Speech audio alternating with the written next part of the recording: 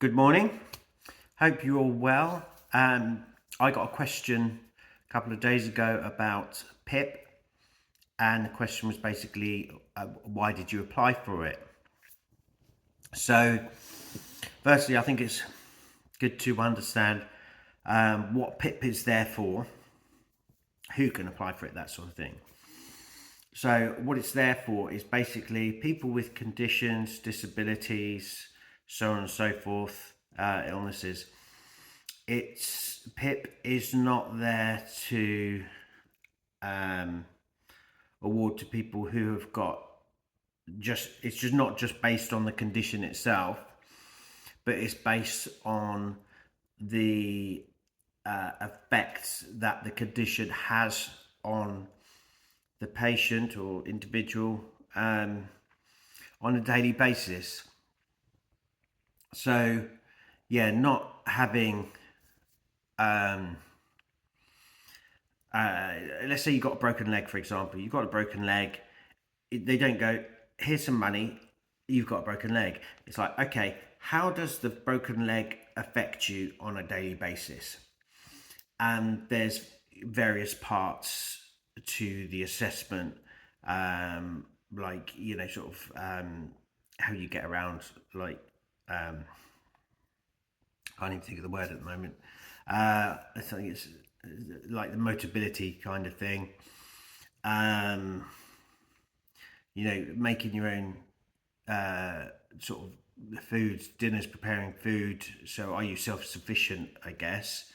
Things like that. So there's all sorts of little areas that they assess you on how it affects you. But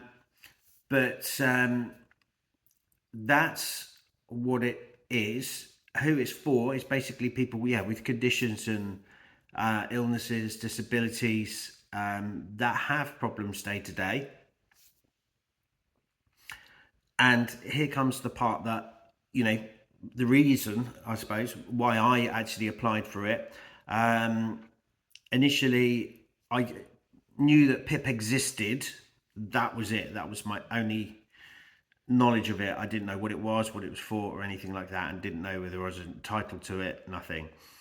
I was going through some psychological treatment at the time through through the NHS, and my local sort of mental health centre, I guess, assigned me a person that helped me through, like, sort of daily tasks, getting through things and saying, okay, as you've got this condition and this disability, you can do this, or did you know this? And they kind of give you loads of details about things like bus passes. Like there's certain conditions that entitle you to free bus pass. It's worth looking up, I guess, and things like that. And they said, okay, what about PIP? Do you want to apply for PIP? I asked, okay, what is it about? And they told me, and I said, okay, nothing to lose if you don't get it. Am I entitled to it? And they said, that's not for us to, they're not the assessor. It's down to the DWP, Department of Work and Pensions, to actually assess. And I said, okay, fine. Okay, let's have a look at it. So the reason initially why I applied for it was because I was told that, it's there, and they award money on it's like fortnightly or monthly, I can't remember, based on things like, your expenditure because of your problems that you have from your disability.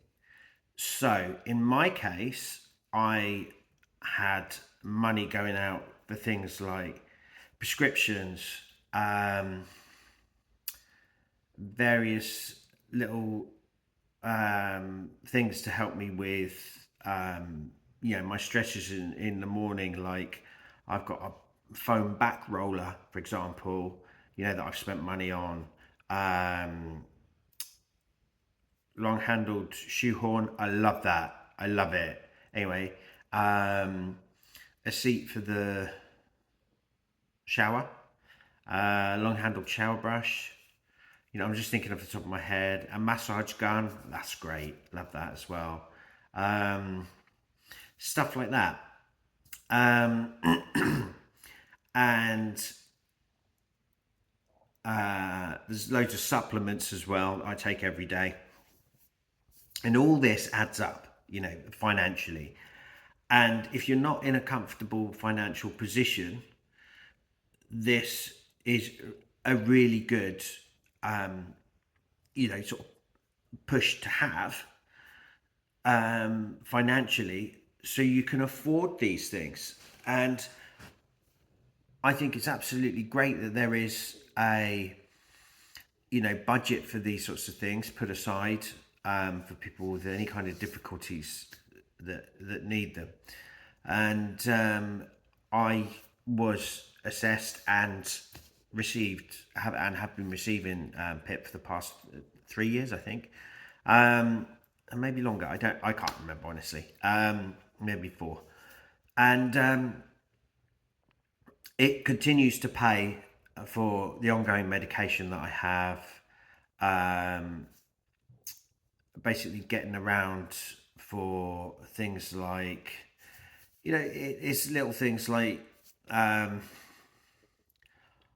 when I was diagnosed, my left leg was really problematic. It still is, obviously, but extremely then before I had settled with my medication. So I had to change from a manual car to an automatic car. Of course, that cost me, not just I had to trade in one and get the other. It meant that I lost out on money, and that was a result of having the condition. So if you take that into the situation, that is, is something that's been affected because of your condition. It's things like that. You would never kind of go, oh, I did that because of that. Is that necessary? Is that something that I need to have done? Sometimes throwing all this information towards the DWP, it can be a good thing. They took note of the car situation, and great. I got assessed on it, and they award points for each thing. And it goes a little bit further when you add those things in. But the crux of it is, I applied for that because I have a certain amount of money that goes out. Does it cover everything?